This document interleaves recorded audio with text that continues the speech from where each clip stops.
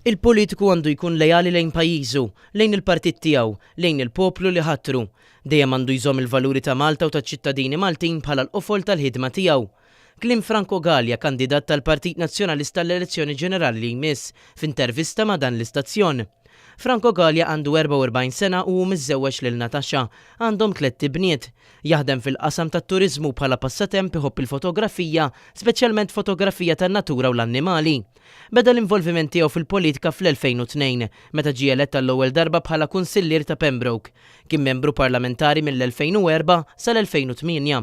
Tlabni jispjegalna li x'għażel lill-Partit Nazzjonalista. Il-Partit Nazzjonalista tul iż-żminijiet dejjem mexxa il-pajjiż u l-politika tiegħu l qudiem. Il-Partit Nazzjonalista jien għażilt li milita fih għas sempliċi raġuni li dejjem ora kellu adotta politika progressiva u dejjem wassal il-pajjiż fejn jixtaq. Staqsejni wkoll dwar x'ħajru jikkontesta l-elezzjoni ġenerali li jmiss. F'ħajti qatt ma qgħod bil-qiegħda u nikkritika, jien dejjem rid nagħmel xi ħaġa kemm sija fil-karriera tiegħi.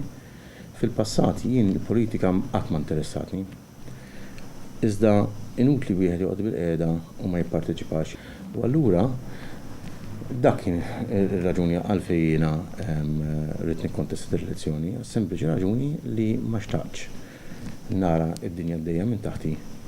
Ovvjament ma nipparteċipax. Jekk ikun elett Franco Gallia qal li jixtieq jiffoka l-ħidma tiegħu fuq l-affarijiet soċjali jew fuq is-settur turistiku ta' pajjiżna. Għalilna li kieku jgħin biex jitwettaq il-programm elettorali ta' pajjiżna.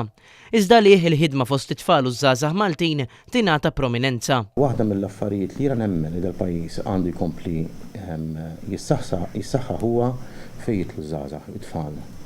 Illum naraw li naħseb fl-iskejjel qed jitgħallmu suġġetti kollha, però naħseb li hemm iridu nikkonċentraw ukoll li nibnu soċjetà eżeb b'saħħitha fit-terminu ta' valuri. Dawn il-valuri sostna Franco Gallia għandhom jidhru wkoll fil-ħidma li kull politiku Malti għandu jagħmel għal ġid tal-pajjiż.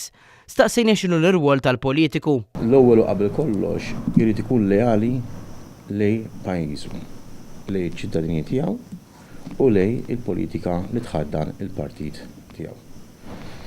Dejjem irid iżomm il-valuri ta' pajjiżna u ta' ċittadini bħala il-ċentru tal-ħidma tiegħu. Gabriel Ellul, Net News.